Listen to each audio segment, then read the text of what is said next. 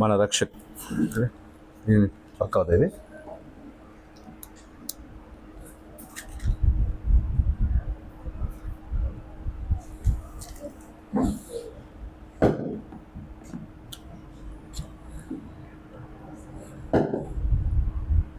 Hello hello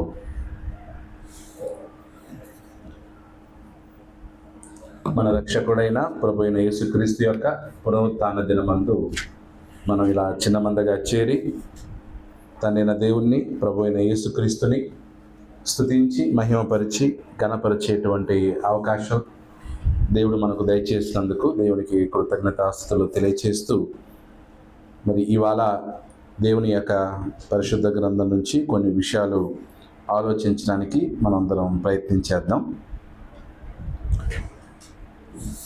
Christology గురించి మనం చదువుతూ ఉన్నాం కదా. ఇప్పటివరకు ఎన్ని విషయాలు ఆలోచించాం క్రిస్టాలజీలో?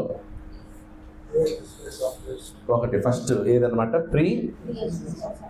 The pre existence of Christ. The pre existence of Christ. Okay. రెండోది the manifestation of Christ in Old Testament. The manifestation of Christ in Old Testament. పాత నిబంధనలో యేసుక్రీస్తు యొక్క ప్రత్యక్షతలు. అంటే పాత నిబంధనలో యేసుక్రీస్తు ఎలా ప్రత్యక్షమయ్యాడో చూసాం. ఓకే. సో పాత నిబంధనలో యేసుక్రీస్తు ఎలా ప్రత్యక్షమైనంటే యెహోవా దూతగా. ఎలా? ద ఏంజల్ ఆఫ్ జెహోవా, యెహోవా దూత. రెండోది ప్రభువు దూత. ఇంకా నరుడు. ఇంకా ప్రభు దూతగా యెహోవా సేనాధిపతిగా. యెహోవా సేనాధిపతిగా. ఇలా యేసుక్రీస్తు పాత నిబంధనలో యెహోవా దూతగా, ప్రభు దూతగా, నరుడుగా, యెహోవా సేనాధిపతిగా ఆయన ఏమాడనమాట? ప్రత్యక్షమయ్యాడు. సో యెహోవా దూతగా అయినటువంటివి మనం చాలా తక్కువ రెఫరెన్స్ చూసాం.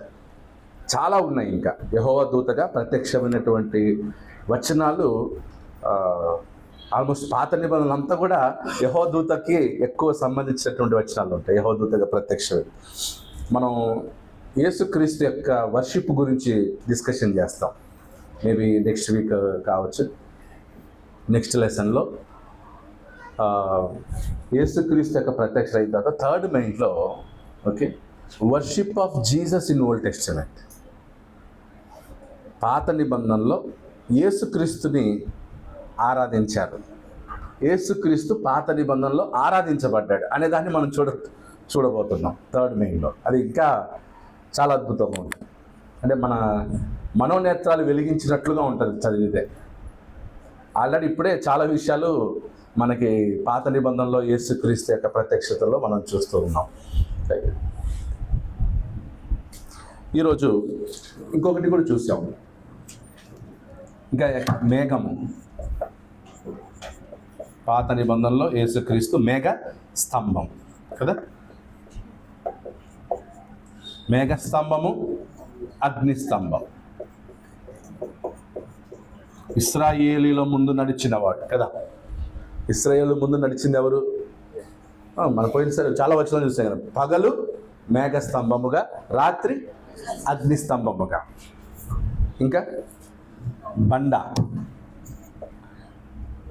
ఆత్మ సంబంధమైన త్రాగిరి. ఆ బండ క్రీస్తే. సో ఆత్మ సంబంధమైన బండ, రాక్. సో బండ గురించి కూడా మనం చాలా వచనాలు చూసాం.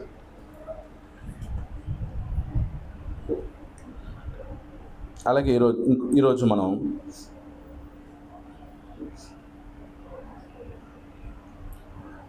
దానియేలు గ్రంథంలో యేసుక్రీస్తు యొక్క ప్రత్యక్షత ఎలా ఉన్నాడో చూద్దాం.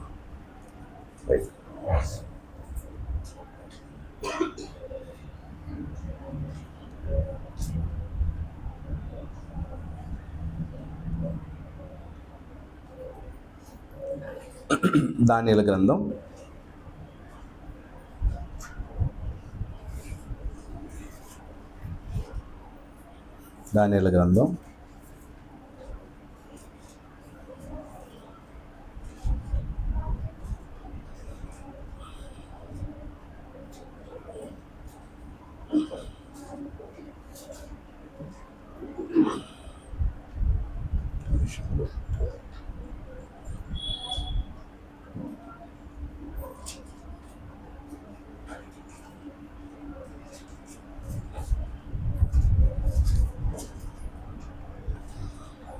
3వ అధ్యాయం. దానియేలు గ్రంథం 3వ అధ్యాయం 16 నుండి 18 వచనాలు చూసినట్లయితే, దానియేలు గ్రంథం 3వ అధ్యాయం 16 నుండి 18 వచనాలు.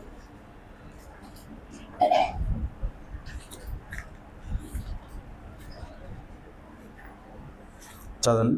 షద్రకును మేషకును అబేద్నెగోయు రాజుతో ఇలాగ చెప్పారు, నెబుకద్నెజరు, ఇందును గురించి నీకు ప్రత్యుత్తరం ఇయ్యవలనని చింత మాకు లేదు.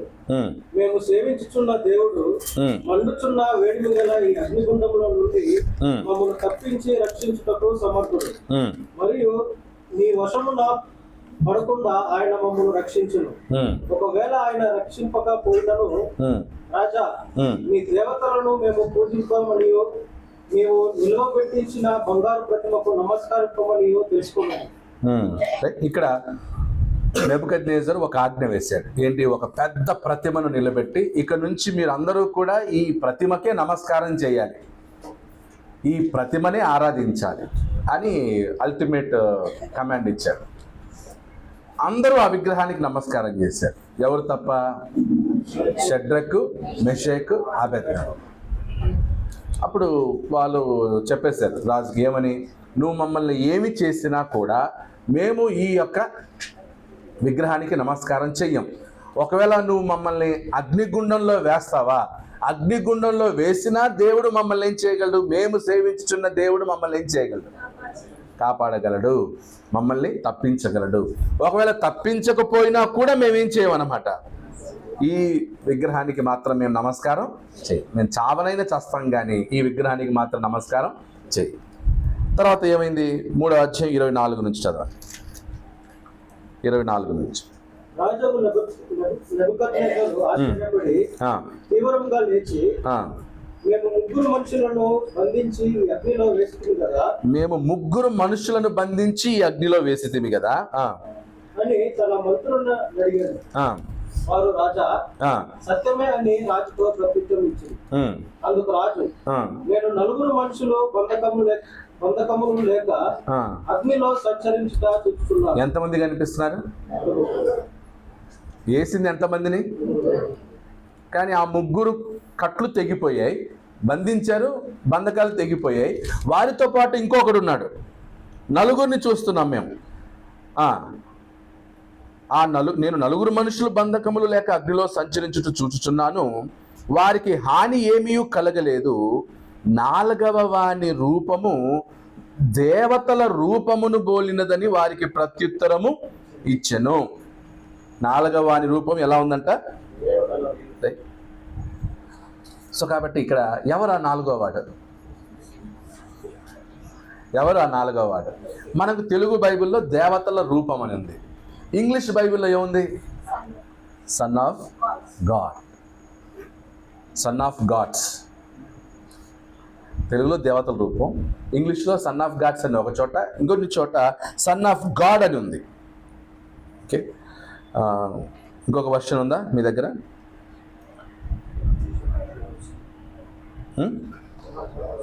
సన్ ఆఫ్ గాడ్స్ అని ఉంది. చాలా డిఫరెంట్ వర్డ్స్ చూస్తేనే ఈఎస్వి ఎవరి దగ్గర ఉన్నట్లయితే చూడండి, ఇంగ్లీష్ స్టాండర్డ్ వర్షన్, దాంట్లో సన్ ఆఫ్ గాడ్ అని ఉంటుంది. Sun of God, son of God అని ఉందా? గాడ్స్ అని ఉంది. స్మాల్ జీ ఉందా? అక్కడ స్మాల్ జీ అని రాశారు. దేవతల రూపము, దేవతల. ఇప్పుడు మనకి దేవతల కుమారుడు ఉన్నాడా, దేవుని కుమారుడు ఉన్నాడా? సో అక్కడ దేవతల కుమారుడు అంటే మళ్ళీ ఎవరు అవుతారు? మనకి అన్య దేవతలు అవుతారు. సో అక్కడ వాళ్ళతో ఉండింది అన్య దేవతల కుమారుడా, దేవుని కుమారుడా? సో దేవునికి ఒకే కుమారుడు ఉన్నాడు. దేవతలకి కుమారులు ఉండరు, దేవదూతలకు ఎవరు ఉండరు? కుమారులు ఉండరు. దేవునికి కుమారుడు ఉన్నాడు. సో కాబట్టి అక్కడ ఎవరు? యేసుక్రీస్తు. అక్కడ ఎవరన్నమాట? యేసుక్రీస్తు. ఇంగ్లీష్లో సన్ ఆఫ్ గాడ్స్ అన్నారు. అంటే అతను చెప్తున్నాడు. ఎవరు? నెబుకద్నెజర్. నెబుకద్నెజర్ పలికింది ఏంటి? దేవతల కుమారుడు, దేవతల రూపమును పోలి ఉన్నాడు. సో నెబుకద్నెజర్కి ఆల్మోస్ట్ దేవతలే తెలుసు, ఎందుకంటే అతను అన్యుడు కాబట్టి. ఓకే, అన్యుడు కాబట్టి దేవతల రూపం చూస్తున్నట్టు ఉంది నాకు అని అన్నట్టు నెబుకద్నెజర్. సో అక్కడ వారితో పాటు ఉన్నది ఎవరంటే యేసుక్రీస్తే. నెక్స్ట్ 28వ వచనం చూడండి. దానియేలు 3:28. నెబుకద్నెజరు షద్రకు మేషకు అబేద్నెగోను వీరి దేవుడు పూజార్హుడు, ఆయన తన దూతనంపి తాను ఆశ్రయించిన దాసులను రక్షించండి. వారు తమ దేవుని గాక మరి ఏ దేవునికి నమస్కరింపకయు ఏ దేవుని సేవింపకయు ఉండుమని తమ దేహములను అప్పగించి రాజు యొక్క ఆజ్ఞను వ్యర్థపరిచింది. సో కాబట్టి అక్కడ నెబుకద్నెజరు షడ్రకు మెషకు అబేద్నెగో మీ దేవుడే పూజార్హుడు. మీ దేవుడు ఎవరు? పూజార్హుడు. కాబట్టి రాజాజ్ఞను, మీ దేవునికి మీరు భయపడి రాజాజ్ఞను ధిక్కరించారు. కాబట్టి మీ దేవుడు మిమ్మల్ని కాపాడాడు. మీ దేవుడు పూజార్హుడు. షడ్రకు మెషకు అబేద్నెగోల వంటి దేవుడు ఇంకొక దేవుడు లేడు అని కూడా స్టేట్మెంట్ ఇస్తారు. సో కాబట్టి అక్కడ షడ్రకు మెషకు అబేద్నెగో ఆ ముగ్గురితో ఉన్న ఇంకొకరు ఎవరంటే యేసుక్రీస్తు. దానియేలు 6:22.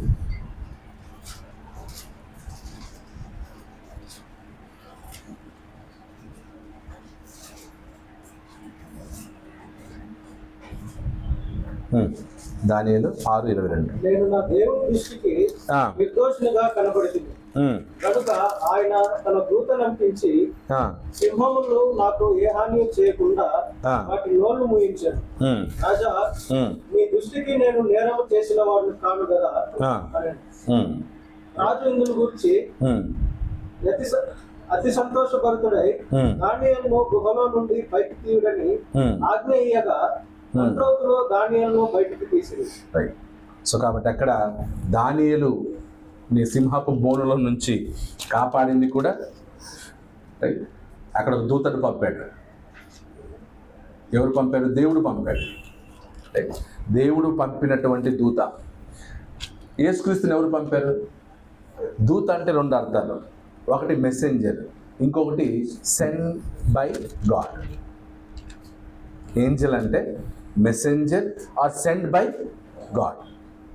దేవుడు తన కుమారుని శరీరంతో పంపాడు. అంతకంటే ముందుగా కూడా దేవుడు తన కుమారుని పంపాడు. ఎలా? అర్థమవుతుందా లేదా? అప్పుడు కూడా తండ్రి కుమారుడే పంపాడు. శరీరధారిగా కూడా యేసుక్రీస్తు కుమారునిగానే పంపాడు. 1:14 చదవండి. యోహాను సువార్త 1:14. యోహాను సువార్త 1:14.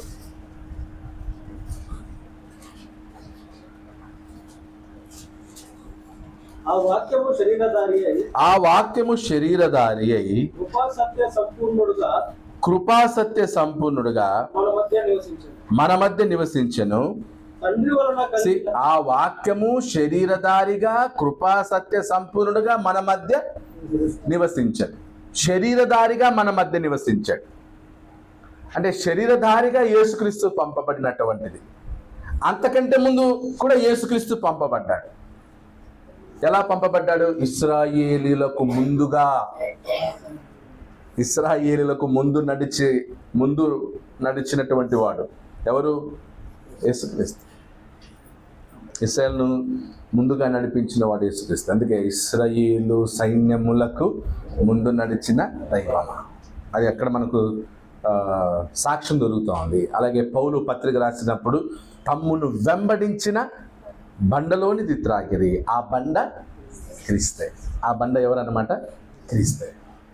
అయిపోయాయి. సో కాబట్టి ఇశ్రాయేలీయులను నడిపించినటువంటి వాడు ఎవరు? యేసుక్రీస్తు. అంటే మనకు శరీరధారిగా యేసుక్రీస్తు శరీరధారిగా వచ్చాడు కదా, అదే మనకేమైపోయింది? ఫ్రీజ్ అయిపోయింది. దేవుడు యేసుక్రీస్తును ఈ లోకానికి పంపాడు. ఎలా పంపాడు? శరీరధారిగా పంపాడు. కాలము పరిపోయినప్పుడు దేవుడు తన కుమారుని పంపాను. ఎలా పంపాడు? శరీరధారిగా పంపాడు. అంతకంటే ముందుగా శరీరధారిగా పంపలేదు, వేరేలాగా వచ్చాడు ఆయన. యెహోవా దూతగా ప్రత్యక్షమయ్యాడు, నరుడిగా యాకోబుతో పెనుగులాడాడు. అవన్నీ కూడా యేసుక్రీస్తు కార్యాలు. అంటే మనం ఒక భాగం వరకే మనం ఫ్రీజ్ అయ్యి మిగతాదంతా కూడా మనం పెద్దగా పట్టించుకోలేదు ఓల్డ్ టెస్టిమెంట్లో. ఎప్పుడైతే యేసుక్రీస్తు నరుడు మాత్రమే, ఎప్పుడైతే యేసుక్రీస్తు ఆయన కేవలం ప్రవక్త మాత్రమే, ఆయన ప్రధాన యాజకుడు మాత్రమే, దేవుడు కాదనే క్వశ్చన్స్ వచ్చాయో అప్పుడు మనం ఏం చేయాల్సి వచ్చింది అనమాట? ఫుల్ డిగ్ చేయాల్సి వచ్చింది యేసుక్రీస్తు గురించి. అసలు యేసుక్రీస్తు ఎప్పటి నుంచి ఉన్నాడు, ఎలా ఉన్నాడని డిగ్ చేసినప్పుడు ఈ సత్యం అంతా ఏమవుతుంది? ఇప్పుడు ఆ క్వశ్చన్ రాకపోయింటే ఇంత రీసెర్చ్ మనం చేసేవాళ్ళం కాదు. ఇంత లోతుగా మనం యెహోవా దూత అనుకుని చెప్పుకుంటూ వెళ్ళిపోయేవాళ్ళం. కానీ ఎంత డీప్గా ఉంటుంది చూడండి. యెహోషువ దగ్గర యెహోషువ సాష్టాంగ నమస్కారం చేశాడు. ఎవరికి? యెహోవా సేనాధిపతికి. చూడండి, యెహోషువ 5వ అధ్యాయం 15వ వచనం.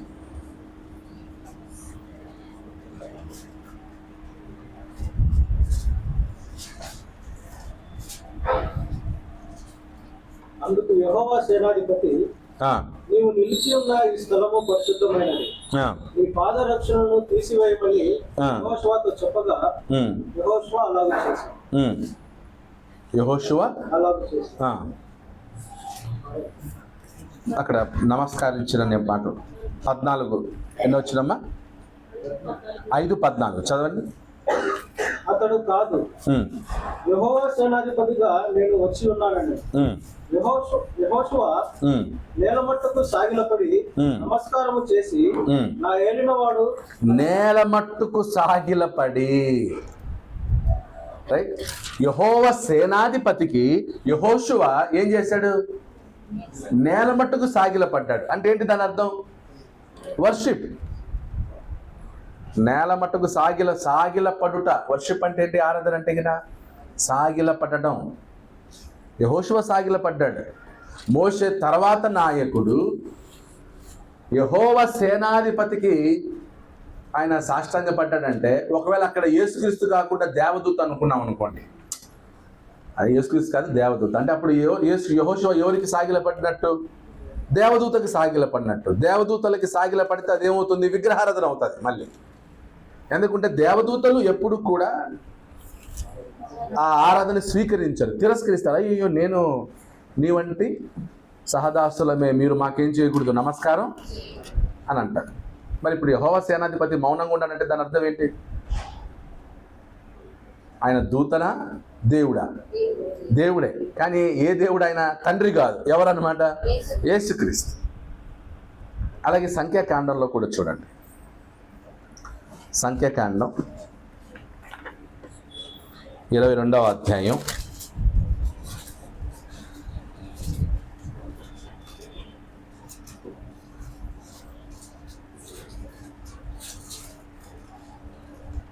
22వ అధ్యాయం ఎక్కడ సాగిల పడతాడు? అక్కడ 28 నుంచి చదవాలి. అప్పుడు యెహోవా ఆ గాడిదకు వాక్కులు ఇచ్చాడు. కనుక అది, నీవు నన్ను ఉమ్మాలు కొట్టితివి, నేను నిన్నేమి చేస్తుంది బిలాముతో అనగా, బిలాము, నీవు నా మీద తిరగబడితివి, నా చేత ఖడ్గమున్న ఎడల నిన్ను చంపియుందునని గాడిదతో అన్నాడు. అందుకు గాడిద, నేను నీ దానైనది అనుకొని ఇంటి వరకు నీవు ఎక్కుచూ వచ్చిన ఈ గాడిదలు కానా? నేను ఎప్పుడైనా నీకు ఇట్లు చేయుట కదా అని బిలాముతో అనగా అతడు లేదనని. అంతలో యెహోవా బిలాము కన్నులు తెరిచాడు. కనుక దూసిన ఖడ్గము చేత పట్టుకొని త్రోవలో నిలిచి ఉన్న యెహోవా దూతను అతడు చూచి యెహోవా దూతను అతడు చూచి తల వంచి సాష్టాంగ నమస్కారము చేయగా.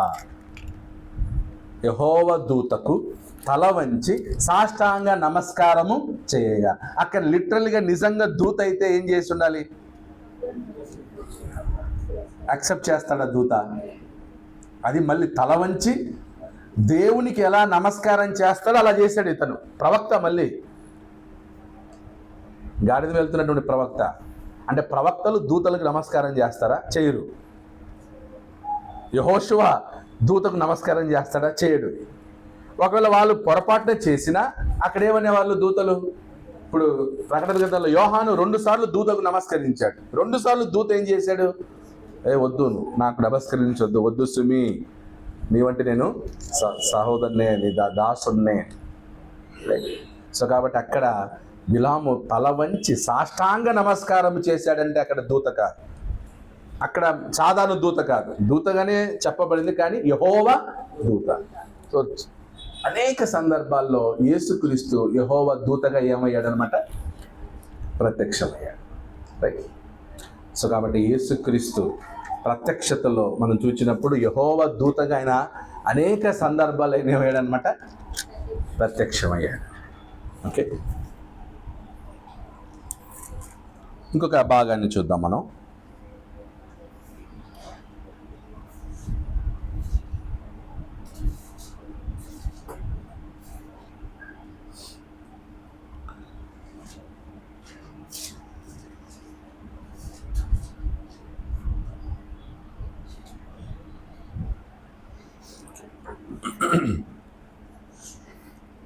దూతకు సంబంధించినటువంటి వచనాలు చాలా ఉన్నాయి. అవి మళ్ళీ ఇంకొకసారి రిపీటెడ్గా వచ్చినప్పుడు దాన్ని చూద్దాం. ఈరోజు మత్తయి సువార్త 9వ అధ్యాయం, మత్తయి సువార్త 9వ అధ్యాయం 1 నుండి 8 వచనాలు చదువుదాం. ఇక్కడ ఒక విషయాన్ని గమనిద్దాం.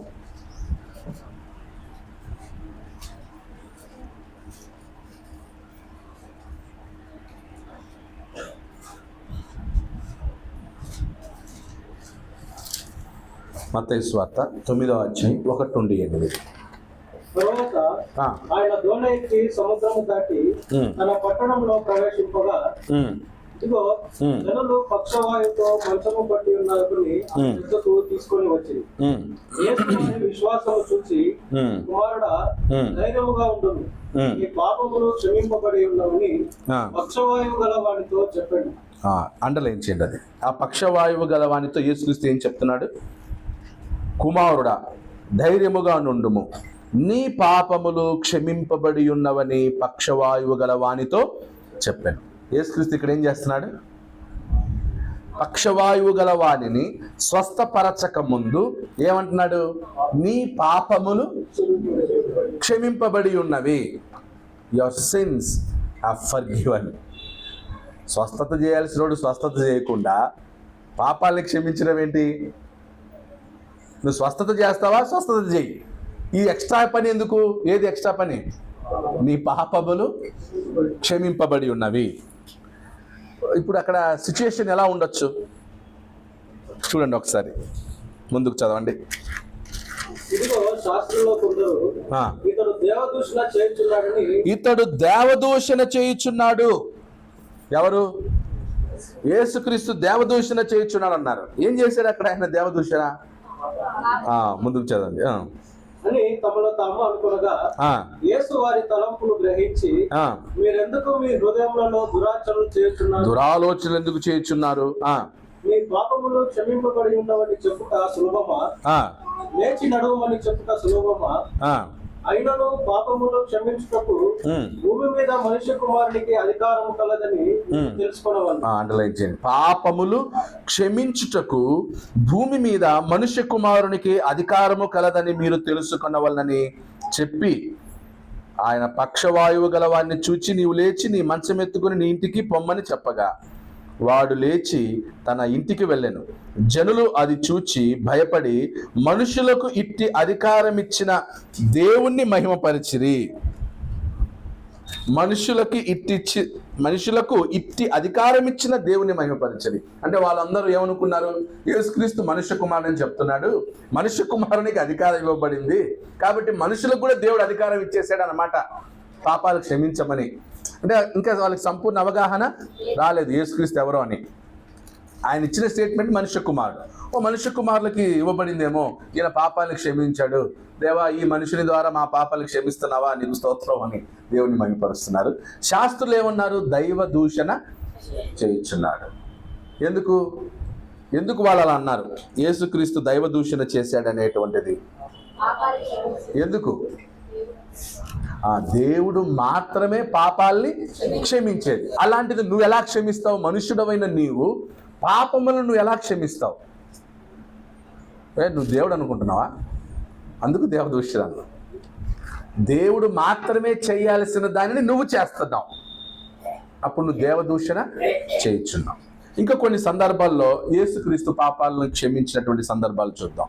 మార్క్స్ వార్త 2వ అధ్యాయం 1 నుంచి చూడండి. మార్క్స్ వార్త 2వ అధ్యాయం,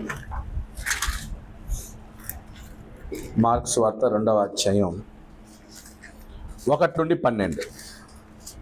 కొన్ని దినములైన పిమ్మట ఆయన మరలా కపెర్నహూములోనికి వచ్చాడు. ఆయన ఇంత ఉన్నాడని వచ్చినప్పుడు అనేకులు కూడి వచ్చిన గనుక వాక్యనైనను వారికి స్థలము లేకపోయాడు. ఆయన వారికి వాక్యము బోధించుతుండగా కొందరు పక్షవాయువు గల ఒక మనిషిని 4 చేత మోయించుకొని ఆయన ఎద్దకు తీసుకొని వచ్చింది. చాలా మంది కూడి ఉన్నందున వారు ఆయన ఎద్దకు చేరలేక ఆయన ఉన్న చోటికి పైగా ఇంటి కప్పు విప్పి సందు చేసి పక్షవాయువు గల వాడిని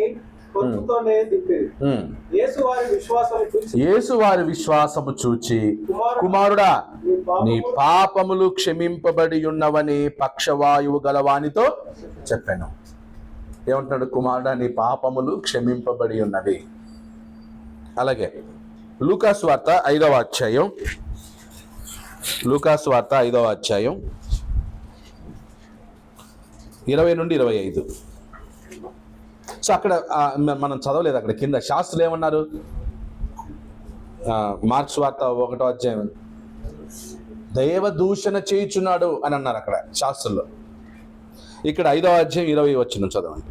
లూకాసు వార్త 5వ అధ్యాయం 20 నుండి 25. ఆయన వారి విశ్వాసం చూసి, మనుషుడా నీ పాపములు క్షమింపబడి ఉన్నవని చెప్పగా శాస్త్రులను పరిచయులను దేవదూషణ చేయుచున్న ఇతడెవడు? దేవదూషణ చేయుచున్న ఇతడెవడు? దేవుడొక్కడే తప్ప ఎవడు పాపములు క్షమింపగలడని. దేవుడొక్కడే తప్ప మరి ఇంకెవరు కూడా పాపములు క్షమింపలేడు. వీళ్ళకి ఎలా తెలుసు పాపాలు క్షమించేది దేవుడు మాత్రమే అని? ఈ శాస్త్రులకి ఎలా తెలుసు పాపాలని క్షమించేది దేవుడు మాత్రమే, ఇంకెవరు క్షమించలేరు అనే విషయం ఎలా తెలుసు?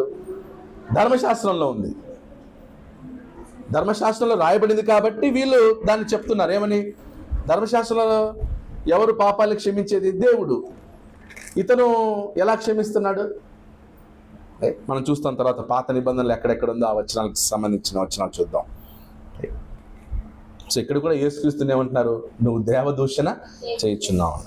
అలాగే లూకాసు వార్త 7:47 నుంచి 50. లూకాసు వార్త 7వ అధ్యాయం 47. ఆమె విస్తారముగా ప్రేమించెను గనుక ఆమె యొక్క విస్తార పాపములు క్షమించబడనని నీతో చెప్పుచున్నాను. ఎవనికి కొంచెముగా క్షమింపబడునో వాడు కొంచెముగా ప్రేమించనని చెప్పి నీ పాపములు క్షమింపబడి ఉన్నవి అని ఆమెతో అనెను. అప్పుడు ఆయనతో కూడా భోజన పంక్తిని కూర్చుండిన వారు పాపములు క్షమించుచున్న ఇతడెవడని తమలో తాము అనుకొనసాగిరి. రైట్? సో పాపములను క్షమించేటువంటి ఇతను ఎవరు? పాపాలను క్షమించే అధికారం ఇతనికి ఎక్కడ ఉంది?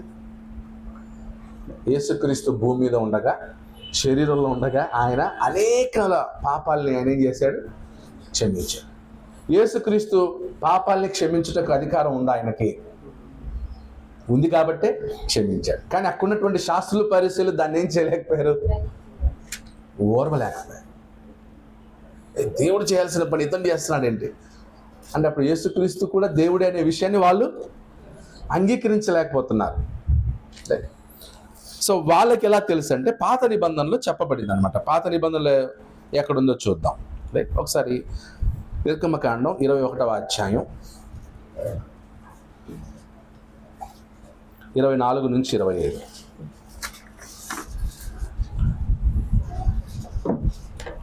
నిర్గమకాండం 21వ అధ్యాయం 24 నుండి 25. హాని కలిగిన ఎడల నీవు ప్రాణములకు ప్రాణము, కంటికి కన్ను, పంటికి పళ్ళు, చేతికి చెయ్యి, కాలికి కాళ్ళు, వాతకు వాత, గాయములకు గాయము, దెబ్బకు దెబ్బయు నియమింపవాలి. ధర్మశాస్త్రంలో ఏముంది? కంటికి కన్ను, పంటికి పన్ను. సో ఎవరికి ఒకరి కన్ను కొట్టాడు, తీసాడు అనుకోండి, ఏం చేయి? వాని కన్ను తీసేయండి. పళ్ళు ఇరగొట్టాడా, వాని పళ్ళు పరగొట్టాడు. ఇలా ధర్మశాస్త్రం ఉండేది. అలాంటి ధర్మశాస్త్రంలో క్షమాపణ ఉందా అసలు? ఇప్పుడు ఆదికాండం 50వ అధ్యాయం 15 నుంచి 19 చూడవచ్చు. ఆదికాండము 50వ అధ్యాయం 15 నుంచి 19.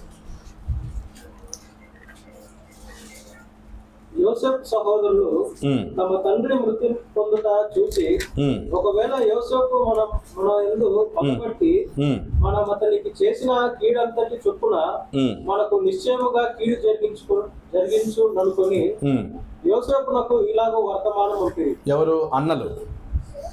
ఇప్పుడు యాకోబు చనిపోయాడు. యాకోబు చనిపోయిన తర్వాత యోసేపు అన్నలకి భయం వేసింది. ఏంటి? ఇన్ని రోజులు మన మీద పగ తీర్చుకోకుండా ఉన్నాడంటే దానికి కారణం మన నాన్న. ఇప్పుడు నాన్న ఏమయ్యాడు? చనిపోయాడు. ఇప్పుడు ఏం చేయొచ్చు యోసేపు?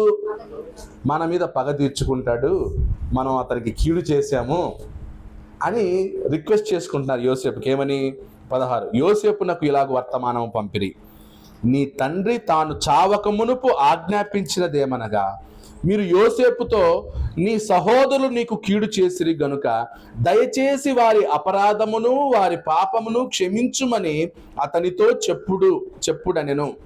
కాబట్టి దయచేసి నీ తండ్రి దేవుని దాసుల అపరాధము క్షమించుమనిరి.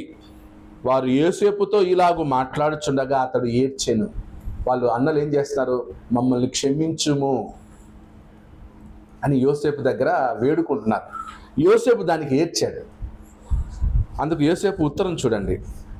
మరియు అతని సహోదరులు పోయి అతని ఎదుట సాగిలపడి, ఇదిగో మేము నీకు దాసులమని చెప్పగా, యోసేపు భయపడకుడి, నేను దేవుని స్థానమందున్నానా? అండర్లైన్ చేయండి.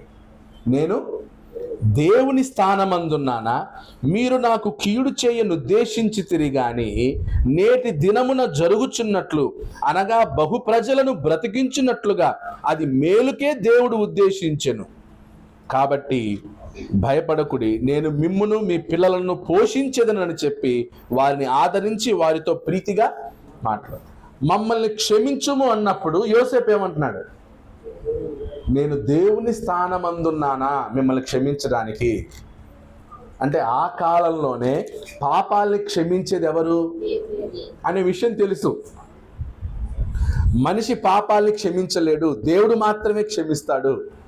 కాబట్టి మమ్మల్ని క్షమించు యోసేపు అని అన్నలు బ్రతిమలాడి సాగిలపడినప్పుడు, నో నో నో, మీరు అలా చెయ్యొద్దు, నేను దేవుని స్థానంలో లేను మీ పాపాలు క్షమించడానికి. అసలు మీరు నాకు కీడు చేశారని మీరు ఎందుకు అనుకుంటున్నారు? మీరు నాకు ఆ కీడు చేయకపోయి ఉంటే ఈరోజు అనేక మంది బ్రతికేవారు కాదు. ముందుగానే దేవుడు ప్లాన్ చేసి నన్ను ఇక్కడికి పంపించాడు, కాబట్టి నేను మిమ్మల్ని పోషిస్తాను తప్ప మిమ్మల్ని శిక్షించను అన్నాడు. అంటే ఎంత పెద్ద కీడు చేశారు అన్నలు యోసేపుకి. కానీ యోసేపు ఏమంటున్నాడు? నేను మిమ్మల్ని పోషిస్తాను, నేను దేవుని స్థానం అందున్నాను. అంటే యోసేపులో యేసు ప్రభు లక్షణాలు ఎక్కువ కనిపిస్తాయి. శత్రువు ఆకలి కొని ఉంటే అతనికి ఏం చేయి? భోజనము పెట్టు అన్నాడు. యోసేపు యొక్క లక్షణం ఇక్కడ తన అన్నల్ని ఏం చేస్తున్నాడు అంటే క్షమించడానికి, నేను ఎవరిని క్షమించడానికి, మీ పాపాలు క్షమించడానికి అని చాలా లైట్గా తీసుకున్నాడు. అలాగే ఇస్సాకు కూడా, గెరారీలు ఇస్సాకు దగ్గరికి వచ్చి ఇస్సాకు తవ్విన ప్రతి బావి కూడా ఇది మాదే మాది అన్నప్పుడు ఇస్సాకు ఏమన్నాడు? యాకోబు తవ్వాడు బావి, ఆ బావిని మళ్ళీ ఇస్సాకు తవ్వాడు, నీళ్ళు వచ్చే పంటలు బాగా పండించుకున్నాడు. గెరారీలు ఓరలేకపోయారు. మన పంటల కంటే ఇతని పంటలు బాగా పండుతున్నాయే, మన వ్యవసాయం కంటే ఇతని వ్యవసాయం చాలా బాగుంది, ఏంటి సీక్రెట్? ఆ బావిని మూసేస్తే మనకంటే గొప్పోడు అవడు అని చెప్పి గెరారీలు ఇది బావి మాదే అన్నారు, తీసుకోండి అన్నాడు. ఇంకో చోట బావి తవ్వాడు, అక్కడ నీళ్ళు వచ్చాయి, ఈ బావి మాదే అన్నారు, తీసుకో అన్నాడు. ఇంకో చోటుకి వెళ్ళాడు, అక్కడ బావి తవ్వాడు, అక్కడ నీళ్ళు బాగుపడ్డాయి, ఇది కూడా మాదే అన్నారు. ఏమన్నాడు ఇస్సాకు? తీసుకోండి. ఇస్సాకు కష్టాన్ని 3 సార్లు లాక్కుంటే ఎవరికైనా ఏమొస్తుంది? కోపం వస్తుంది. అప్పుడు ఈ గెరారీలకు భయం వేసేది. ఏమని? ఇతడు మనం అడిగిన ప్రతిదాన్ని మీదే ఈజీగా ఇచ్చేస్తున్నాడు, ఇలాంటి మనిషిని మనం ఎప్పుడు చూడలేదు, ఏదో ఇతను మనకి హాని చేయబోతున్నాడని చెప్పి పరిగెత్తుకుంటూ వచ్చారు ఇస్సాకింటికి. అయ్యా, ఏదో ఉంది మాకు, నువ్వేదో చేయాలనుకుంటున్నావు, అందుకే అడిగింది ప్రతిదీ ఏం చేస్తున్నావు? భయం వచ్చేసింది వాళ్ళకి. యాక్చువల్లీ మంచితనం భయాన్ని పుట్టిస్తుంది. మనం అనుకుంటాం కొన్నిసార్లు, నేను ఎప్పుడు మంచి చేస్తాను, నా రిటర్న్ నాకేమొచ్చింది అనుకుంటాం. అందరికీ మంచి చేసి నేనేమయ్యాను?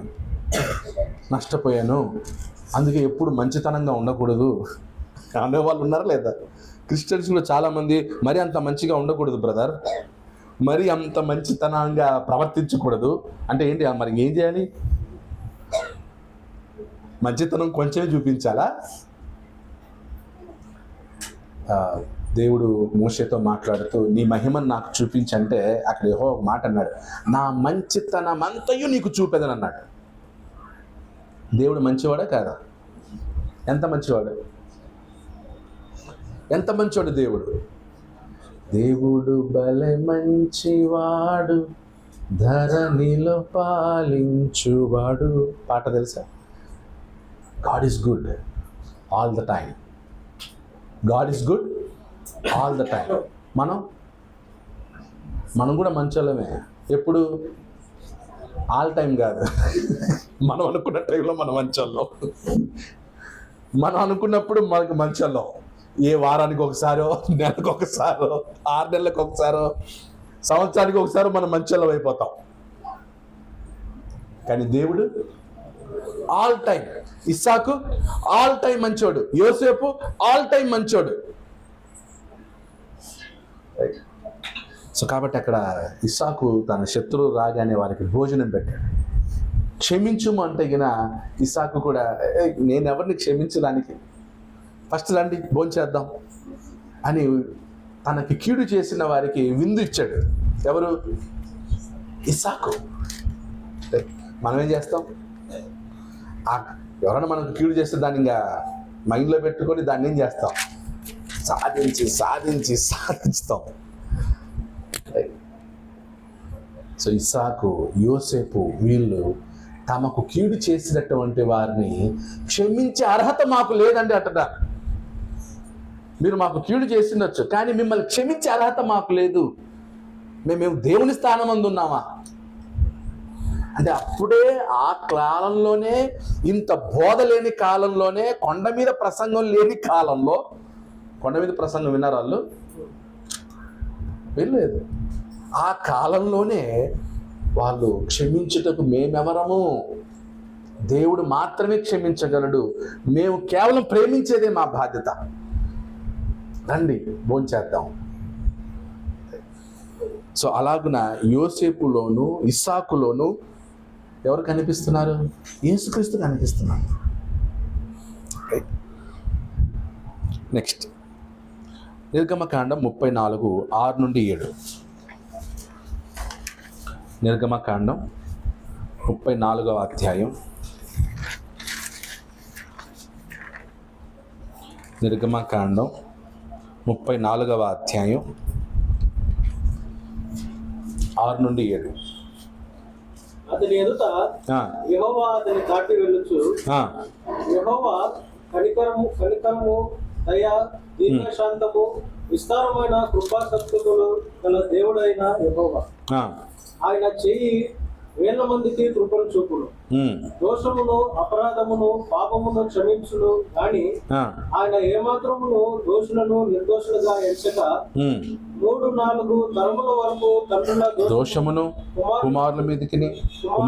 కుమారుల మీదికి రప్పించునని ప్రకటించను. సో అక్కడేముంది? పాపమును క్షమించును. ఆయన 1000 మందికి కృప చూపుచు దోషమును, అపరాధమును, పాపమును క్షమించును. కానీ ఆయన ఏమాత్రము దోషులను నిర్దోషులుగా ఎంచడు. సో అపరాధములను, పాపములను క్షమించువాడు ఎవరు? యెహోవా. సో అపరాధములను, పాపములను క్షమించేవాడు దేవుడు మాత్రమే. దేవుడు పాపాలని క్షమిస్తాడు. అలాగే సంఖ్యాకాండం 14వ అధ్యాయం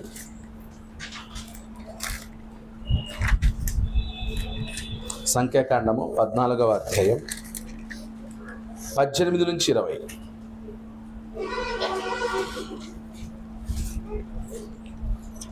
17లో కూడా యెహోవా దీర్ఘశాంతుడును, కృపాతిశయుడును, దోషమును, అతిక్రమమును పరిహరించువాడును. దోషమును, అతిక్రమమును పరిహరించువాడు ఎవరు? యెహోవా. అలాగే కీర్తనలు 32:1. కీర్తనలు 32:1.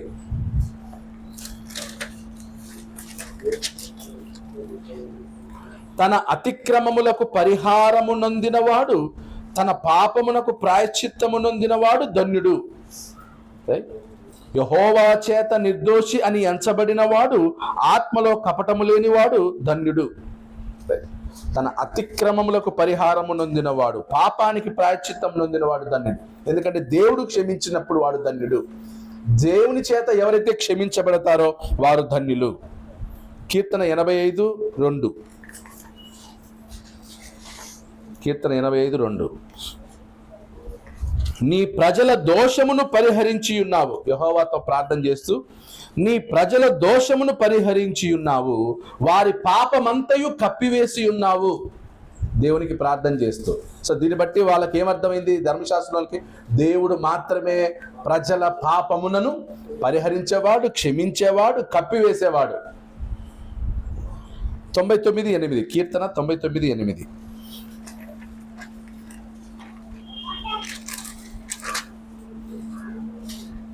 యెహోవా మా దేవా, నీవు వారికి ఉత్తరం ఇచ్చితివి, వారి క్రియలను బట్టి ప్రతీకారము చేయుచునే వారి విషయములో నీవు పాపము పరిహరించు దేవుడవైతివి.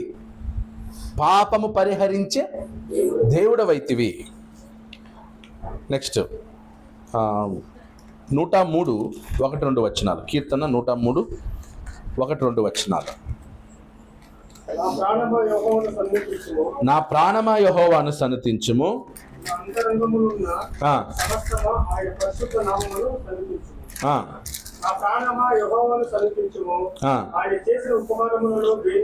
మరువకము. ఆయన నీ దోషములన్నిటినీ క్షమించువాడు ఎవరు? యెహోవా. సో ఇశ్రాయేలుకి ఏమర్థమైంది? యెహోవా మాత్రమే మనుషుల పాపములను, దోషములను క్షమించేవాడు, పరిహరించేవాడు. 12వ వచనం, అదే 103:12. పడమటికి తూర్పు ఎంత దూరమో ఆయన మన అతిక్రమములను మనకంత దూరపరిచి ఉన్నాడు. మన అతిక్రమములను మనకు అంత దూరపరిచి ఉన్నాడు. అంటే అంత క్షమించాడు. ఎంత క్షమించాడంటే పడమటికి తూర్పు ఎంత దూరమో అన్ని పాపాలని క్షమించేశాడు అన్నమాట. నెక్స్ట్ 2వ దినవృత్తాంతములు 7వ అధ్యాయం 14 వచనం. 2వ దినవృత్తాంతములు 7:14.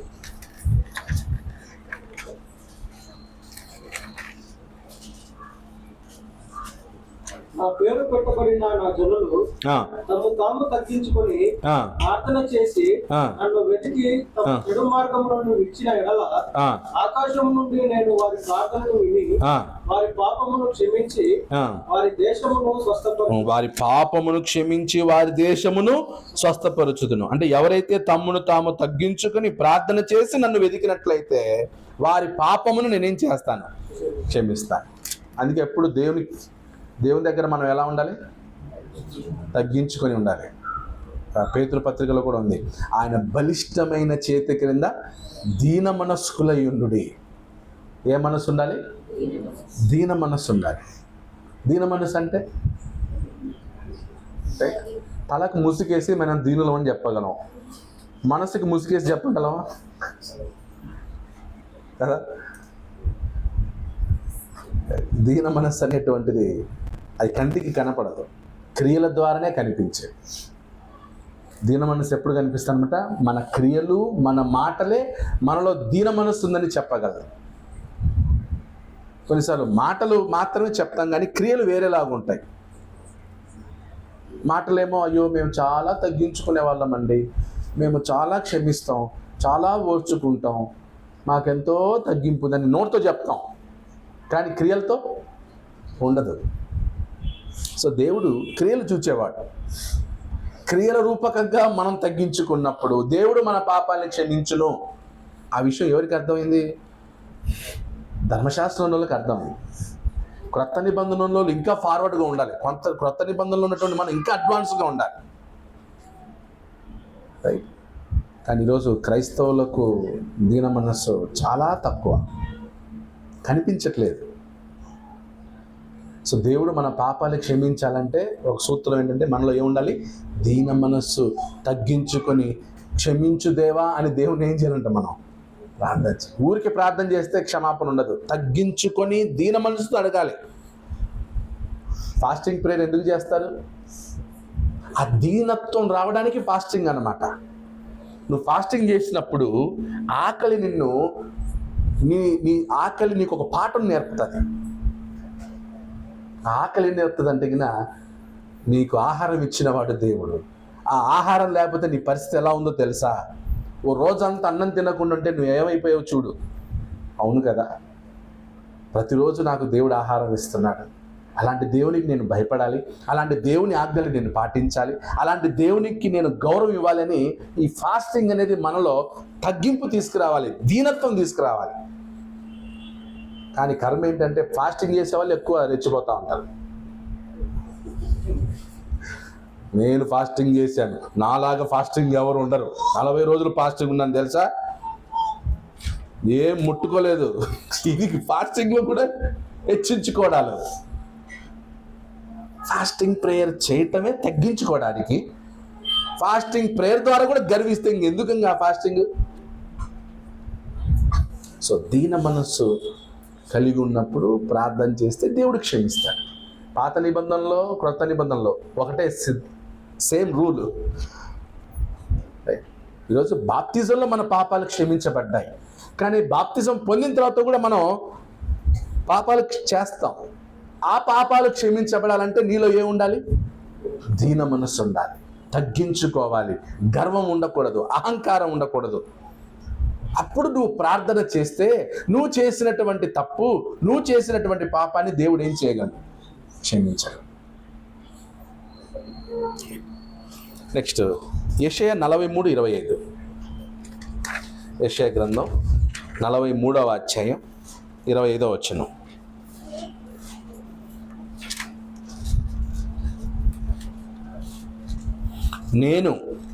నేనే నా చిత్తానుసారముగా నీ అతిక్రమములను తుడిచివేయుచున్నాను, నేను నీ పాపములను జ్ఞాపకము చేసుకొనను.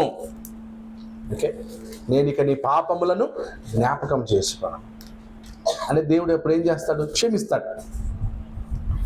ఇర్మియా 36:3. ఇర్మియా 36వ అధ్యాయం 3వ వచనం.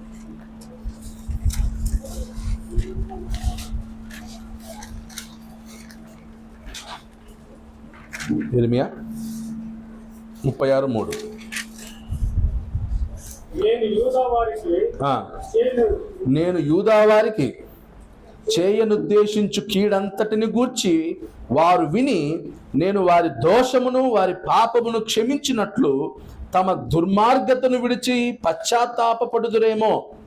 నేను వారి దోషమును వారి పాపమును క్షమించినట్లు వారు పశ్చాత్తాపపడతారేమని దేవుడు ఎక్స్పెక్ట్ చేశాడు ఇశ్రాయేల్ దగ్గర నుంచి. అంటే దేవుడు తన ప్రజల యొక్క పాపమును క్షమించడానికి ఎప్పుడు సిద్ధంగా ఉన్నాడు. He was ready to forgive. ఎందుకంటే ఆయన క్షమించే దేవుడు, పాపములను క్షమించే దేవుడు. దానియేలు 9:9, దానియేలు గ్రంథం 9వ అధ్యాయం 9వ వచనం.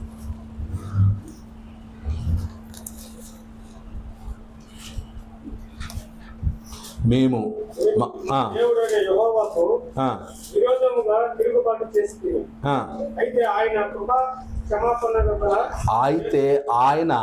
కృపా క్షమాపణలు గల దేవుడై ఉన్నాడు. మన దేవుడు ఎవరట?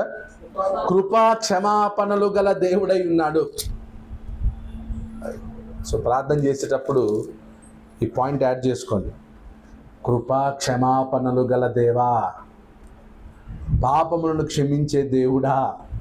ఎంతసేపు పరలోకమందున దేవుడా, పరలోకమందున ఇదే కాకుండా పదాలు మనం ఏం చేయాలన్నమాట, ఇలాంటి టైటిల్స్ వాడాలి. పాపములను క్షమించే దేవుడా, కృప చూపించే దేవుడా.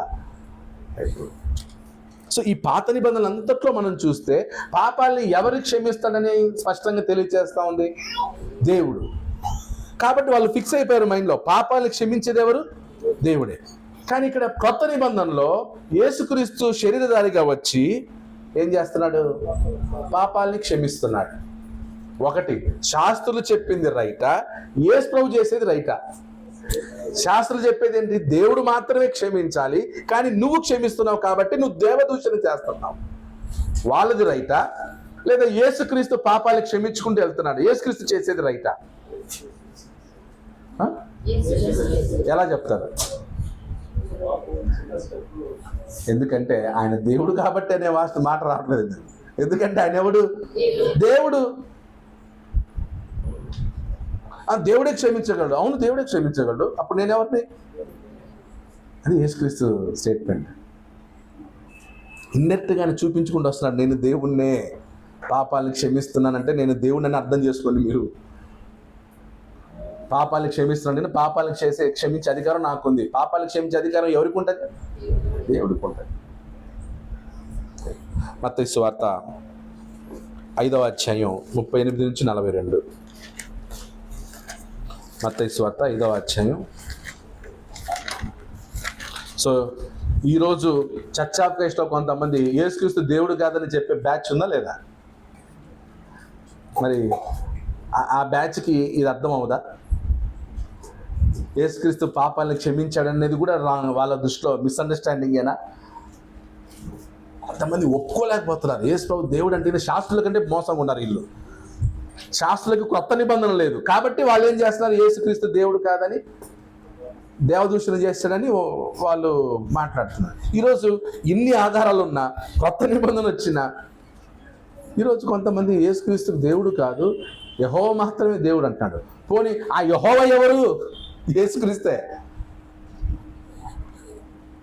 ఒక ఆయన బెంగళూరులో ఒక అతను ఎక్కడ యేసుక్రీస్తుకు సంబంధించిన పాటలో లేదా యెహోవా అని ఉంటుంది అనుకోండి, లేదా యేసుక్రీస్తు అని ఉందనుకోండి, ఉదాహరణకి సృష్టికర్తవైన యేసుక్రీస్తు అని ఏదో ఒక పాటలు ఉందనుకోండి, అలా సృష్టికర్తవైన యేసుక్రీస్తు దగ్గర యేసుక్రీస్తు తీసి యెహోవాని పెడతారు. పాటలు ఉంటాయి, కానీ ఆయన ఓన్ బుద్ధితో ఏం చేస్తాడంటే, వీడు యేసుక్రీస్తు కాదు ఉండాల్సింది, ఎవరు ఉండాలి? యెహోవా ఉండాలని యెహోవా పేరు పెడతాడు. ఆయనకి తెలియదు ఏంటంటే ఆ యెహోవా కూడా ఎవరు? అది తెలిసిందనుకో పిచ్చెక్కిపోతాడు. ఎందుకంటే ప్రభువు అనేటువంటి నామం ఎవరికి వాడబడింది? తండ్రికి అప్లై అవుతుంది, కుమారునికి అప్లై అవుతుంది. అలాగే యెహోవా అనేటువంటి నామం తండ్రికి అప్లై అయింది, కుమారునికి అప్లై అయింది. దానికి సంబంధించిన వచనాలు మనం చాలా చూచాం.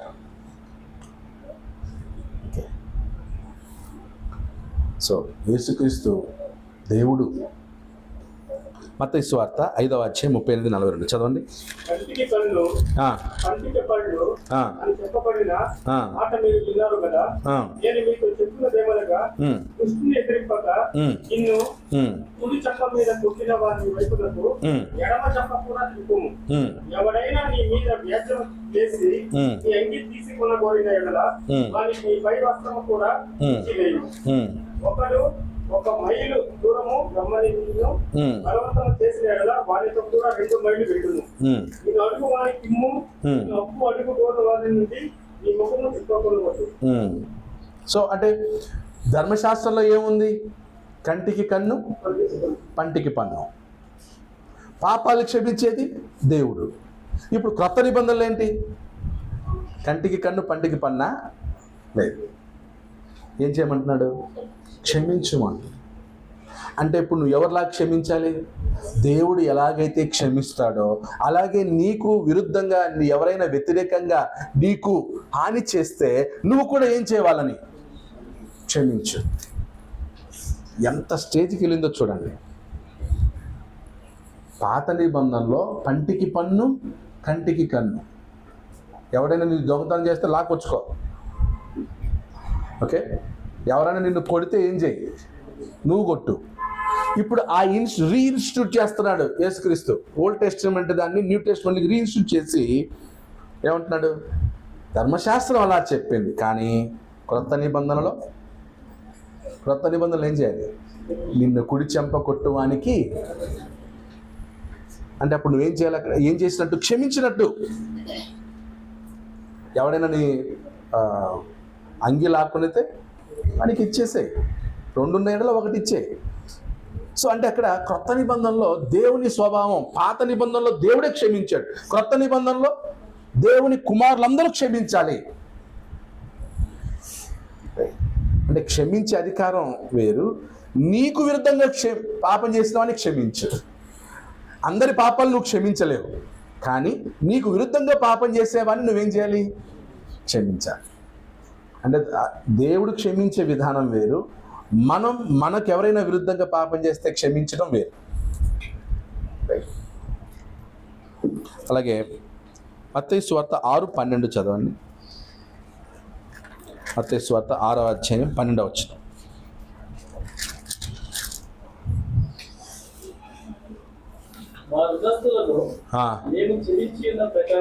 మా రుణస్థులను మేము క్షమించియున్న ప్రకారము మా రుణములు క్షమించుము. అంటే ఏంటి? క్రొత్త నిబంధనల సిస్టమ్ ఏంటి? మేము ఎలాగైతే క్షమించామో మమ్మల్ని కూడా క్షమించు దేవా అని అడగాలట. క్రొత్త నిబంధనల సిద్ధాంతం ఏంటంటే, దేవా మమ్మల్ని క్షమించు అనే అధికారం ఎవరికి ఉంటుందంటే, ఎవరైతే తనకు విరుద్ధంగా ఎవరైనా కీడు చేసినట్లయితే వాడిని క్షమించుతాడో వాడు దేవుని దగ్గర ఏం అడగలడు? క్షమాపణ అడగలడు. అర్థమైందా లేదా? ఇప్పుడు అవినాష్ యోహానికి కీడు చేశాడు. యోహాన్ ఇప్పుడు అవినాష్ని ఏం చేయాలి? క్షమించాలి. క్షమించిన తర్వాత యోహాన్ ఏమని ప్రార్థన చేయాలి? దేవా నన్ను క్షమించు. అప్పుడు దేవుడు ఏం చేస్తాడు? యోహాను అవినాష్ని క్షమించాడు కాబట్టి నేను కూడా యోహాన్ని క్షమిస్తాను. ఆ సిస్టమ్ వచ్చింది ఎక్కడ? క్రొత్త నిబంధనలో. పాత నిబంధనలో అవినాష్ యోహాన్ని కొట్టాడు. యోహాన్ అవినాష్ని ఏం చేయాలి? 2 వాయించవచ్చు. తర్వాత ప్రార్థన చేస్తే దేవుడు యోహాన్ని క్షమిస్తాడు. అర్థమవుతుందా లేదా? కానీ క్రొత్త నిబంధనల సిస్టమ్ ఏంటి? కీడుకు ప్రతి కీడు. అప్పుడు నువ్వు క్షమాపణ అడుగు. సిస్టమ్ మారిందా? మారలేదా? అందుకే పరలోకమందున్న మా తండ్రి అనే ప్రార్థన ఎన్నిసార్లు చేస్తారు? మా రుణముస్తులను మేము క్షమించిన ప్రకారము నీవు మమ్ములను. కానీ మనం ఏం చేస్తాం? మనం మాత్రం ఇతరులను క్షమించాం, దేవుడు మాత్రం మనల్ని. ఎంత వరస్ట్ పీపుల్ కదా మనం. అసలు క్రొత్త నిబంధన అర్థమైందా? క్షమించు వారికే క్షమాపణ. అందుకే కనికరము గల వారు ధన్యులు వారు. అప్పుడు దేవుని కనికరం ఎవరి మీద ఉంటుంది? ఎవరిలో కనికరం ఉంటుందో దేవుడు వాళ్ళని కరుణిస్తాడు. ఎవరిలో క్షమించే గుణం ఉంటుందో దేవుడు వాళ్ళని క్షమిస్తాడు. నువ్వు ఇతరులకు క్షమించకుండా నన్ను క్షమించు దేవా అంటే నిన్ను క్షమించాడు. దానికి యేసుక్రీస్తు ఒక ఉపమానం కూడా చెప్పాడు కదా. ఒకడికి ఒకడు రుణం ఉన్నాడట. ఏం చేశాడు? అయ్యా నన్ను ఏం చేయి, క్షమించు అని అడిగితే గినా సరే క్షమించాడు. వానికి ఇంకొకడు రుణం ఉన్నాడు. వానికి వీడేం చేయలేదు, క్షమాపణ పొందుకున్నాడు. తనకి రుణంగా ఉన్నవాడిని ఏం చేయలేదు, క్షమించలేదు. అప్పుడు వాడెళ్ళి రాజుని అడిగాడు, అయ్యా నన్ను వీడు బాధిస్తున్నాడు, క్షమించమని అడిగినా క్షమించట్లేదు. ఎవడు వాడిని తీసుకురన్నాడు. వచ్చి చూస్తే ఎవరు, నేను నిన్ను క్షమించాను, నువ్వెందుకు వాడిని క్షమించలేదు, నేను తీసుకెళ్ళి బంధించాను అన్నాడు. అది క్రొత్త నిబంధన యొక్క సిద్ధాంతం. మన లైఫ్ అలా ఉందా, కొంచెం డిఫరెంట్గా ఉందా? అదే సిస్టంలో ఉందా, వేరేలాగా ఉందా? క్రొత్త నిబంధన సిస్టమ్ లేదు మన దగ్గర. చెప్పేది కొత్త నిబంధన, పాటించేది పేరుకు మాత్రం క్రొత్త నిబంధన క్రైస్తవులం అని చెప్పుకుంటున్నాం, కానీ ఉండేది పాత. క్రీస్తు సంఘంలో క్రొత్త నిబంధనని చెప్పుకొని బోధ కూడా పాత నిబంధన బోధనే. అందుకే యెహోవా సాక్షులాగా తయారైపోయారు చర్చ్ ఆఫ్ క్రైస్ట్లో ఉన్నోళ్ళు. కొంతమంది టీచర్స్ మీటింగ్లో ఎక్కడైనా సరే పాత నిబంధన టీచింగ్ చేస్తున్నారు. పాత నిబంధన పాత నిబంధన పాత నిబంధన చదివితే ఏమొస్తుంది అక్కడ? అది ఛాయ, నీడ. ఏది? క్రొత్త నిబంధన. క్రొత్త నిబంధన మనం డీప్గా చదివితే మన మీద మనకి అసహ్యం వేస్తుంది. ప్రీచర్లకే తమ మీద తమకి అసహ్యం వేస్తుంది. అందుకే చెప్పట్లేదు. మన క్రీస్తు సువార్థికుల ప్రాబ్లం ఏంటంటే క్రొత్త నిబంధన చదివే సిద్ధాంతం చాలా గొప్పది. చర్చ్ ఆఫ్ క్రైస్ట్ 30% మాత్రమే ఉండేది ఇండియాలో. 70% స్థాయికి కూడా మనం ఎదగలేదు. ఇంకా వారసత్వం, నేనే ఉండాలి, చచ్చేంత వరకు నేనే ప్రసంగం చేయాలి, మోకాళ్ళలో శక్తి లేకపోయినా నేనే వాక్యం చెప్తా, నా తర్వాత ఎవరు చెప్పాలి, నా కొడుకు చెప్పాలి, వాడి తర్వాత ఎవరు చెప్పాలి, నా మనవాళ్ళు చెప్పాలి. ఇదా church of Christ? Church of Christ ఇదా? వచ్చే చందంతా ప్రీచరే, లెక్క చెప్పుడు ఏం చెప్పడు. చర్చ్ ఆఫ్ క్రైస్ట్ అది చందా వేస్తాడు, ప్రీచర్ తీసుకెళ్ళిపోతాడు. ఆ ప్రీచర్ డిసైడ్ చేస్తాడంతా. లీడర్స్ లేరు. కొంతమంది గొప్ప గొప్ప వాళ్ళు ఆదివారం సంఘాన్ని వదిలిపెట్టి వెళ్ళలేరు, భయం ఎవరు ఏం చేస్తారో అని. సంఘం క్రీస్తు అని చెప్తాం, క్రీస్తు సంఘం అని చెప్తాం, కానీ ఆ సంఘాన్ని ప్రీచర్ తన జోబులో పెట్టుకుంటాడు. దారుణం. చర్చ్ ఆఫ్ క్రైస్ట్లో రిఫార్మేషన్ రావాలి. మనం ఆంధ్రాలో ఉన్న చర్చ్ ఆఫ్ క్రైస్ట్ని కాపీ కొట్టకూడదు, బైబిల్లో ఉన్న చర్చ్ ఆఫ్ క్రైస్ట్ని కాపీ కొట్టాలి. మనకు మోడల్ బైబిల్లో ఉన్న క్రీస్తు సంఘం. న్యూ టెస్టమెంట్ ఇస్ మనల్ని పరలోకానికి నడిపించాడు. ఈరోజు క్రీస్తు సంఘంలో వెనక్కి వెళ్తున్నాను. నెక్స్ట్ స్టెప్ పరలోకంలో అడుగు పెట్టాలి. మనోళ్ళు ఏం చేస్తున్నారు అంటే యెహోవా అని చెప్పి ఎక్కడికి వెళ్తున్నారు, వెనక్కి స్టెప్ వేస్తున్నారు, పాత నిబంధనకి వెళ్తున్నారు. ఒక ఆయన ఉన్నాడు, కొత్త నిబంధనల కంటే పాత నిబంధనలోనే బోధ ఎక్కువ ఉందన్నాడు. అవునా? క్రొత్త నిబంధనలో బోధ ఎక్కువ ఉందా, పాత నిబంధనలో ఉందా? అసలు మెయిన్ కొత్త నిబంధనే. పాత నిబంధన ఎందుకు ఇచ్చాడు? ఒక నీడు ఛాయ అంతే. దాని నిజస్వరూపం ఎక్కడుంది? కొత్త నిబంధన. ఎలీషా గారిని అలంపూర్లో ఉన్న ఎలీషా చనిపోయారైనా ఆయన ఏమన్నాడంటే, ఈయన ఓకే పాత నిబంధన ఏంటంటే చెరుకు గడ్డను, చెరుకు ఉంది కదా షుగర్కి, దాన్ని ఎగ్జాంపుల్ చూపించాడు. ఏంటంటే ఈయన క్రొత్త నిబంధన జ్యూసు పిండిన తర్వాత ఏమొస్తుంది? పాత నిబంధన మొత్తం పిండేశాడు, ఇప్పుడు జ్యూస్ ఉంది. నెక్స్ట్ ఏం మిగిలింది దాంట్లో? పిప్పి. పాత నిబంధన పిప్పి, కొత్త నిబంధన జ్యూసు. జ్యూస్ వదిలి పిప్పిని పట్టుకున్నావు ఏంది అనేవాడు. ఈరోజు చర్చ్ ఆఫ్ క్రైస్ట్ ఉన్నోళ్ళు ఆ జ్యూస్ వదిలి దేని దగ్గరికి పోతున్నారు? అయిపోయింది, రసం పిండేసాడు. కొత్త నిబంధన వచ్చాక మొత్తం రసం మీద ఉంది. రసం తాగకుండా దేని దగ్గరికి వెళ్తున్నారు? ఏమి లేదాడ పాత నిబంధనలో. ఇప్పుడు ఆ చెరుకు పిండిన తర్వాత దాన్ని పిట్లు ఉంటుంది కదా, దేనికన్నా యూజా? పశువులు తింటాయి దాన్ని, రోడ్లో పడేయాల్సిందే. కొత్త నిబంధన అంత విశేషమే. కానీ శాస్త్రులకి పరిశీలకు అదేం కాలేదు, అర్థం కాక యేసుక్రీస్తు దైవదూషణ చేస్తున్నాడు, దేవదూషణ చేస్తున్నారు. ఈరోజు కూడా కొంతమంది యేసుక్రీస్తుని ఆరాధన చేయకూడదు, లేకపోతే ఆ యేసుక్రీస్తుని ఆరాధన చేస్తే దైవదూషణలతో లాగా చూస్తున్నారు శాస్త్రంలాగా. యేసుక్రీస్తు ఆరాధన గారు కూడా కాదా? అర్హుడు. యేసుక్రీస్తుని ఆరాధించారా, ఆరాధించలేదా? ఆయన శరీరంలో ఉండగా ఆయన ఆరాధించారు. పాత నిబంధనలో ఆయనని యెహోవా సేనాధిపతిగా ఉండగా ఆయన ఆరాధించారు, యెహోవా దూతగా ఉండగా ఆయన ఆరాధించారు. మన ఆరాధన సబ్జెక్ట్ వస్తుంది, యేసుక్రీస్తు ఆరాధించబడేది అనే దాన్ని చాలా ఆధారాలు చూస్తాం. బిలాము యెహోవా దూతకు సాష్టాంగపడ్డాడు, యెహోషువ సాష్టాంగపడ్డాడు యెహోవా సేనాధిపతికి. సో కాబట్టి కొత్త నిబంధనలో ఉన్నటువంటి సారాంశాన్ని కొత్త నిబంధన క్రైస్తవులుగా మనం చూడాలి తప్ప శాస్త్రులు పరిశీల యొక్క పాయింట్ ఆఫ్ వ్యూలో చూడకూడదు.